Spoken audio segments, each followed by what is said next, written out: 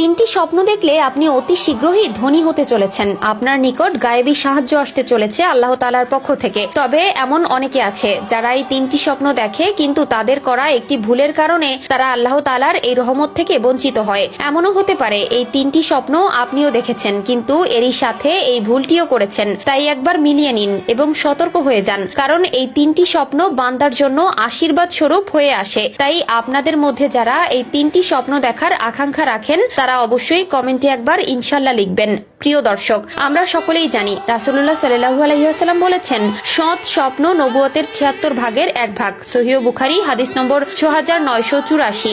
এছাড়াও স্বপ্ন মোট 3 প্রকার। প্রথমটি হচ্ছে সেই সকল স্বপ্ন যেটি আল্লাহ তাআলার পক্ষ থেকে বান্দার জন্য প্রদত্ত হয় এবং সেটি সুসংবাদপূর্ণ স্বপ্ন হয়।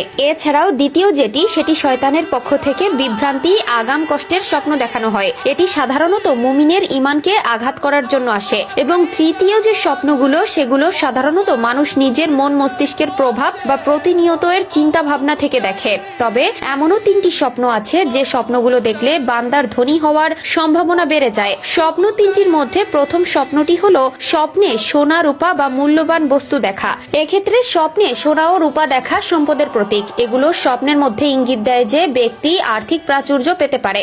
যদি কেউ স্বপ্নে সোনা দেখে তবে তার জীবনে সৌভাগ্যের পালাবদল হতে চলেছে। সে সমাজে একজন সম্মানিত ব্যক্তি এবং তার ব্যক্তি জীবন উন্নতির দিকে ধাবিত হবে। এছাড়াও দ্বিতীয় নম্বরে যে স্বপ্নটি রয়েছে সেটি হলো স্বপ্নে প্রবাহিত পানি বা নদী দেখা। পানি সাধারণত জীবনের প্রাচুর্য, সৃজনশীলতা এবং শান্তির প্রতীক। যদি কেউ স্বপ্ন দেখে যে সে কোনো নদীর পাড়ে দাঁড়িয়ে আছে এবং নদীর পানিতে সূর্যের আলোক রশ্মি লেগে তার ঝিকিমিকি প্রতিফলন ব্যক্তির চোখে লাগছে, তবে এটি তার জীবন এবং ব্যবসায়িক ক্ষেত্রে সমৃদ্ধির ইঙ্গিত দেয়, যেটির ফলে ব্যক্তির জীবন এবং ব্যবসায়িক দুই দিক থেকেই ব্যক্তির সফলতা অর্জন করতে সক্ষম হয়। এছাড়া তৃতীয় নম্বরে রয়েছে সবুজ ক্ষেত বা ফসল দেখা। সবুজ ক্ষেত, ফসল বা বাগান অর্থ সম্পদ, সমৃদ্ধি এবং জীবন উন্নয়নের প্রতীক, কারণ সবুজ রং হলো জান্নাতের রং।